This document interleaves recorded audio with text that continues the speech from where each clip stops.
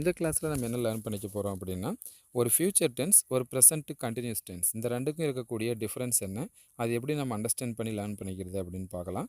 முதல் தமிழ் சென்டென்ஸ் என்ன கொடுத்துருக்காங்க பாருங்கள். அவள் கிரிக்கெட் விளையாடுவாள்.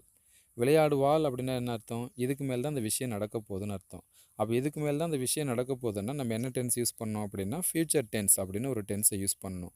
ஃப்யூச்சர் டென்ஸ் அப்படின்னு வரும்போதே நம்ம என்ன பண்ணோம் அப்படின்னா வில்லுன்ற ஒரு வேர்டை உள்ளே கண்டிப்பாக எடுத்துகிட்டு வரணும்.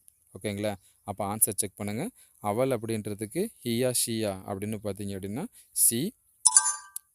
இது ஃப்யூச்சர் டென்ஸ் இல்லைங்களா? அப்போ வில் அப்படின்னு ஒரு வேர்டு கண்டிப்பாக உள்ளே எடுத்துகிட்டு வரணும். C will.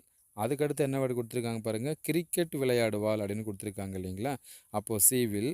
இந்த விளையாடுறதுக்கு இங்கிலீஷில் பேர் பார்த்தீங்க அப்படின்னா ப்ளே அப்படின்ற வேர்டு. ஸோ அதை கிளிக் பண்ணுங்கள்.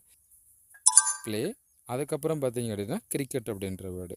So C will play cricket அப்படின்னா அவள் கிரிக்கெட் விளையாடுவாள் அப்படின்னு அர்த்தம். அதுக்கு அடுத்த சென்டென்ஸ் பாருங்கள். அவள் கிரிக்கெட் விளையாடி கொண்டிருக்கிறாள் அப்படின்னா அந்த விஷயம் இப்போ நடந்துகிட்டு இருக்குன்னு அர்த்தம். இப்போ நடந்துகிட்டு இருக்கிற விஷயத்தை நம்ம என்ன டென்ஸில் யூஸ் பண்ணுவோம் அப்படின்னா இங்கிலீஷில் ப்ரெசன்ட் கண்டினியூஸ் டென்ஸில் யூஸ் பண்ணுவோம். ப்ரெசன்ட் கண்டினியூஸ் அப்படின்றது ஃபஸ்ட்டு சப்ஜெக்ட் எழுதி முடிச்சுட்டு அதுக்கப்புறம் ஒரு பி ஃபார்ம் வெர்பு எழுதிட்டு மெயின் வெர்போட ஐஎன்ஜி ஃபார்மை ஆட் பண்ணி எழுதணும். அப்படி எழுதணும்னா தான் அந்த ஸ்ட்ரக்சர் கரெக்டு. ஸோ நம்ம கரெக்டாக இருக்குன்னு செக் பண்ணிக்கலாம்.